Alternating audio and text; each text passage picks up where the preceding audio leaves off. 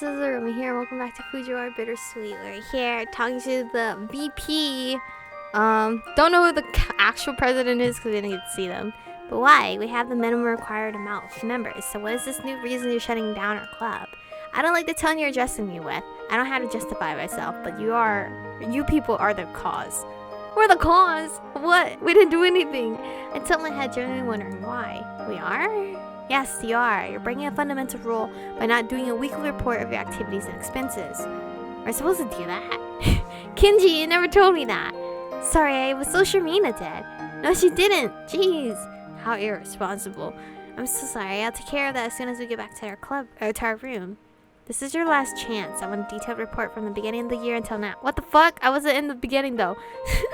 And I'm not satisfied there. And if I'm not satisfied there, will be no coming back. Starting today, I want your reports each week, and I want them to be done properly. Are we clear? Yes, sir. Alright, you may leave now. Thank you. Goodbye. Peace out. We exit the room and bump into Ryu, who's apparently returning from the bathroom.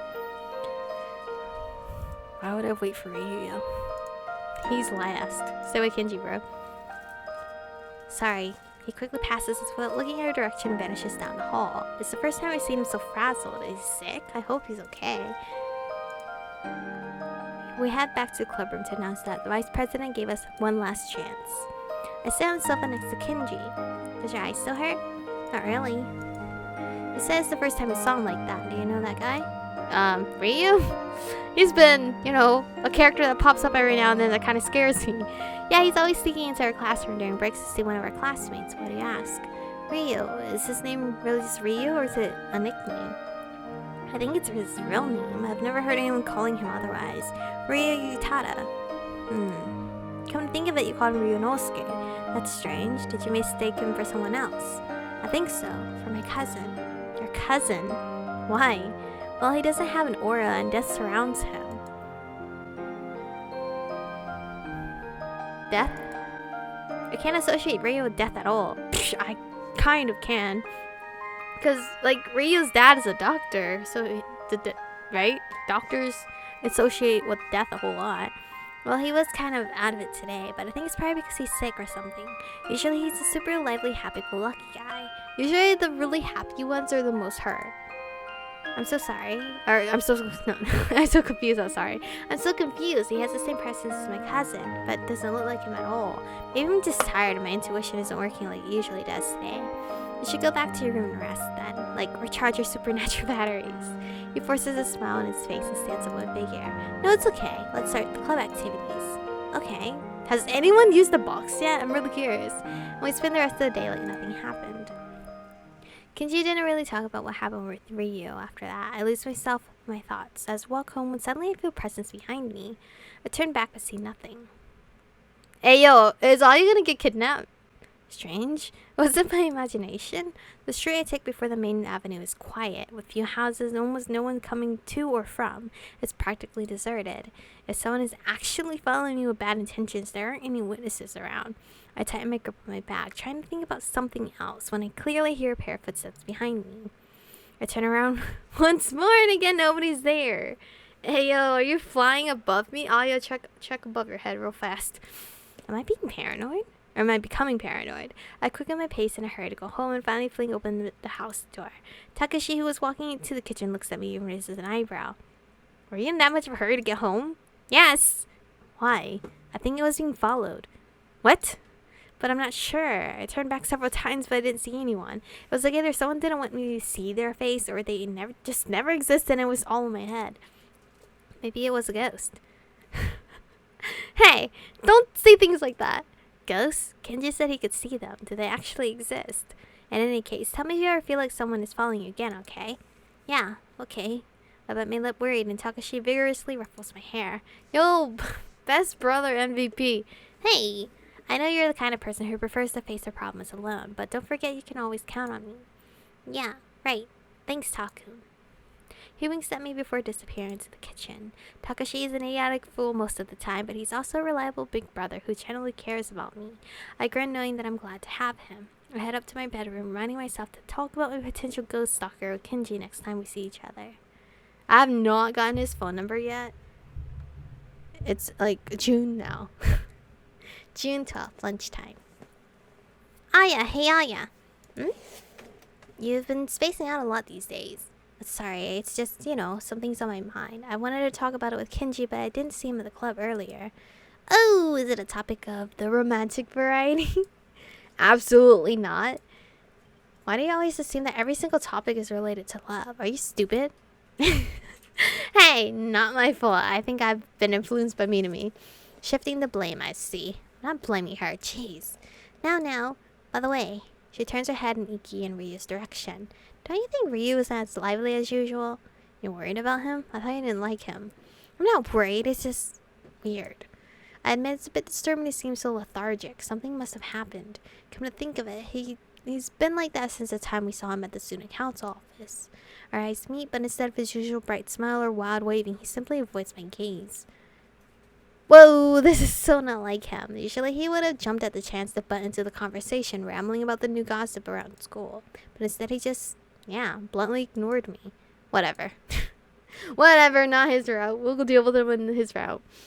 I finish eating my meal and patiently wait for the rest of the day to pass until it's finally time to go to the club. I open the door, wondering if Kenji would skip again, but everyone is surprisingly here. Hello. Hi. Sup. I wave to Kenji and sit next to him on the sofa. You're here. Were you sick? I guess. I've been having nightmares for several nights in a row since that time we met Ryu. Speaking of him, I noticed that he hasn't been acting as his usual self since we last saw him. Really? Yeah. He sinks into his seat with a confused expression. Do I know him from somewhere after all? I really can't recall meeting someone like him before. Weird. By the way, Kenji. Yes? Can you tell me a bit more about your ghosts? Oh, sure. Well, I'll try, at least. What do you want to know?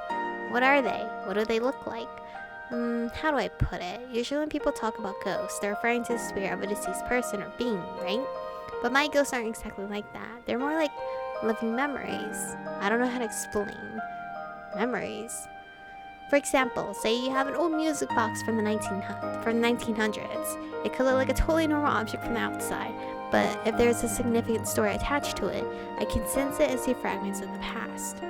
Wait, really? Yeah, normally I have to touch it, but sometimes the memories are just floating around the object. Strange, right? I don't know if it's also some kind of that word, or something more like a hyper-intuition, but I was born with it, but like other men in my family. Your father can do that too. No, he's just an exorcist. He says it so casually. Does he, exorcise demons? Demons? Yeah, I think you can call them that, and they are in fact what people normally call ghosts. I don't know how much of this is true, but it certainly piques my interest. Is there a difference between your ghost and his demons? There is. My ghosts are totally harmless. They might sometimes have a threatening aura, but they aren't capable of hurting anyone.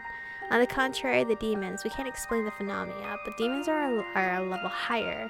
I mean, they sound even worse anyway. The weakest are harmless too. They don't have enough energy to properly interact with their surroundings without our intervention. You would need to summon them to give them any sort of strength.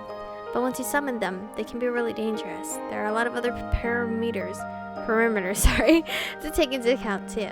For example, which demon is summoned by who, why, if the demon has a grudge against someone or something, etc. That's a lot of things to keep track of. Yeah, summoning a demon isn't something to take lightly. For example, if someone with a pure heart is summoning a demon for just causes, the demon will be relatively harmless and weak. The worst case scenario is in that instant, it'll play silly pranks on you, like hiding your underwear or moving objects around. But in more serious cases, if you summon a demon who holds a grudge and your heart is tainted with negative emotions and intentions, it'll be really bad, to put it lightly. Demons are connected to their summoner's feelings.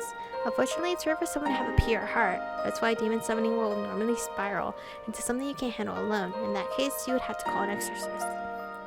That's kind of fascinating. Not scary. That too, but I sort of enjoy hearing you talk about it. Oh. He blushes and smiles in an awkwardly cute way. Are you embarrassed? Well, that's the first time someone told me that. It makes me happy. I see, you get flustered very easily. Anyway, as much as I like hearing that you're interested in my ghost stories, I can't help but wonder why you asked. To tell you the truth, I think I'm being followed recently. My brother jokingly said I might be a ghost, or rather a demon. I hear someone behind me, but every time I turn around, there's no one there. It might just be my imagination at this point. Yeah, demons don't normally follow people who haven't summoned them, and as I just said, the weaker ones can't interact much with their surroundings. And if it was a stronger one, you'd be possessed or dead, so... I like how he just puts it so bluntly. Although... I don't like the although, though. Yes? I'm concerned, because there's a better chance that a human is following you. That's not good either. Oh, I talked about it with my brother, but we can't really call the police or anything until something happens, and we have proof.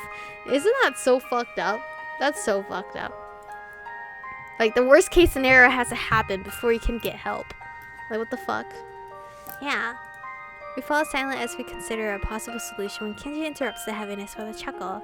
But if you do have a stalker, I can sort of understand. What? I mean, you're interesting. You don't have any aura. Yes, but I don't think there are many people like you who can see auras. He tilts his head, lost in his thought. I wonder, maybe people without auras are those with a pure heart.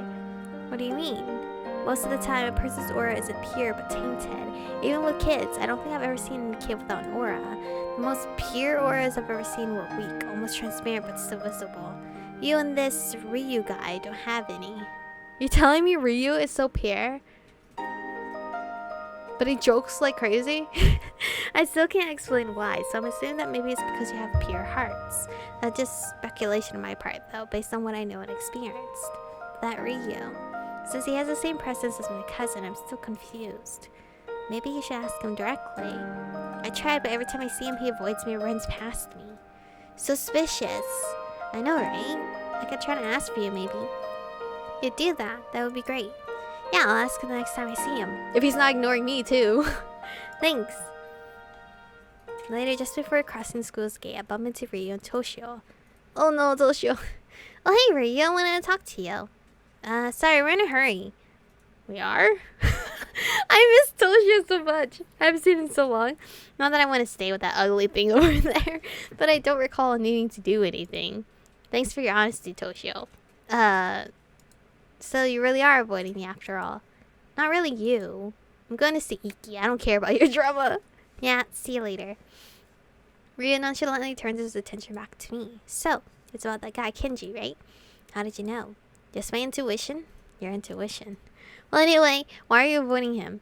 No particular reason, really. I just feel uncomfortable when I'm around him. You know, apparently he has some kind of ability, like a sixth sense or something. Not sure what to call it, but he said he can't see your aura. He can't see my aura? Seems so. Ugh. Well, he's getting that terrible headache again. Are you okay? Yeah, don't worry. But he frowns like he's really in pain. Are you sure? He smiles at me, the best he can at the moment, trying to behave like his usual self. Yes, don't worry, cutie Aya, and it must just be because I'm exhausted. Or maybe because I didn't drink enough water today. He looks at me playfully, putting on a serious expression. I hope you drink water regularly, too. I don't. Not really. No? That's bad, cutie Aya. You need to stay well hydrated. Okay. Anyway, I'm going to catch up with the grumpy pair. See you. See you later. I didn't get any information. I watch it take advantage just into the building before I start my trip home. Should I take the usual way? I don't really know another way home, though. And anyway, it could just be my imagination. There's no need to overreact. Have I told my parents? Or so I thought. Oh, bitch. Once again, as soon as I reach a quiet little street, I can clearly hear scouts following me. Gulping nervously, I quickly turn around. To my horror, I spot a silhouette quickly hiding behind a phone pole. I saw them. There is someone. Without a moment's hesitation, my first reflex is to dash as fast as I can to my house. I fling open and slam the door behind me and catch my breath. Aya, is that you? Something wrong? Alarmed by my dramatic entrance, Mom pops her head out of the living room looking concerned. Someone followed. Scary! Yo, call the fucking neighborhood watch or something. What? Takashi appears in the corridor too, frowning at me like he's about to scold me. The stalker again. Stalker? What? I've been feeling like someone's following me on my way home. At first I thought it was just my imagination, but I saw someone hiding when I turned back earlier. And no one thought to tell me? Sorry, I thought it was just all in my head, but now, well... Next time I'll walk you home and kick their ass if they try to follow us. I don't think they would follow me if I'm not alone, though. True. Do you know who it is? Is it someone from school? I didn't stay to find out. My first thought was that I had to run away so I didn't see their face. And that's the smartest thing you could have done. What if they had a knife or something and tried to insult you if you recognize them? Who the fuck is this? Is it real? Better safe than sorry, sweetie. Yeah. She hugs and I relax. This is... Yo, this route is kind of like getting spoopy mysterious. Like, who is this stalker? What if it's actually Kenji and he just doesn't know how to act? I don't know. And I thank you guys for watching today's episode. Stay beautiful and I'll see you guys in the next one.